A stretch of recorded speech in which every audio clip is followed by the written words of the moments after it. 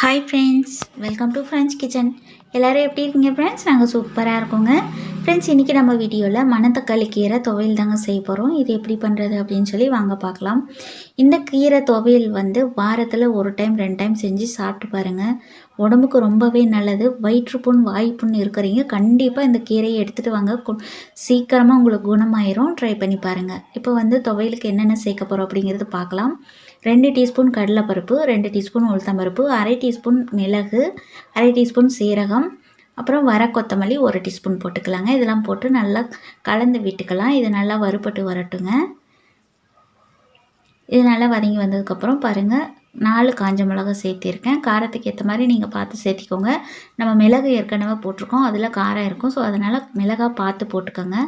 இந்த டைமில் வெங்காயம் ஒரு 100 கிராம் அளவுக்கு சின்ன வெங்காயம் எடுத்துக்கோங்க. அது நல்லா டேஸ்ட்டு கொடுக்கும். அப்படி இல்லை அப்படின்னா நீங்கள் பெரிய வெங்காயம் கூட சேர்த்திக்கலாம்.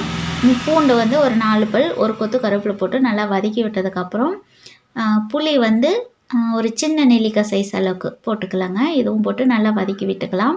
இப்போ தக்காளி 2 தக்காளி சேர்த்திருக்கேன். தக்காளி உங்களுக்கு வேணும்னா நீங்கள் போட்டுக்கலாம், இல்லைன்னா ஸ்கிப் பண்ணிக்கலாங்க. எனக்கு தக்காளியோட டேஸ்ட்டு ரொம்ப பிடிக்கும். ஸோ அதனால் நான் எந்த துவையல் செஞ்சாலுமே நான் தக்காளி கண்டிப்பாக சேர்த்திப்பேன். உங்களுக்கு வேண்டாம் அப்படின்னா நீங்கள் தாராளமாக ஸ்கிப் பண்ணிக்கோங்க. இப்போ உப்பு சேர்த்தி வச்சிங்க. உப்பு தேவையான அளவு போட்டுக்கலாம். உப்பு இந்த ஸ்டேஜ்லேயே போட்டணும் அப்படின்னாலும் போட்டுக்கலாம், இல்லை லாஸ்ட்டில் போட்டாலும் போதும் அப்படின்னா நீங்கள் போட்டுக்கலாம்.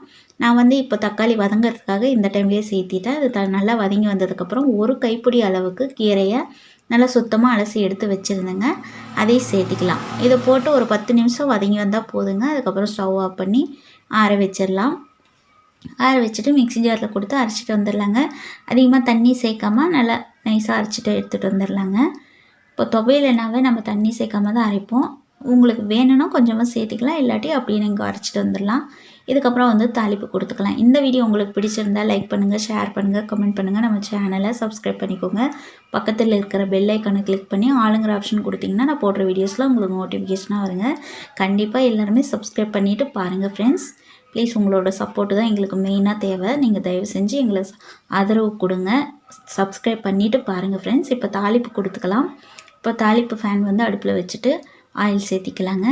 இப்போது கடுகு, அப்புறம் கருவேப்பிலை, ஒரு சிட்டிக்கு பெருங்காயத்தூள் போட்டு அந்த தாளிப்பை எடுத்து துவையலில் கொட்டிக்கலாங்க. இந்த துவையல் இட்லி, தோசை, சாதத்தோடையும் சூப்பராக இருக்கும். இப்போ சூப்பராக ரெடி ஆகிடுச்சு பாருங்கள். Okay, bye friends. Thanks for வாட்சிங்.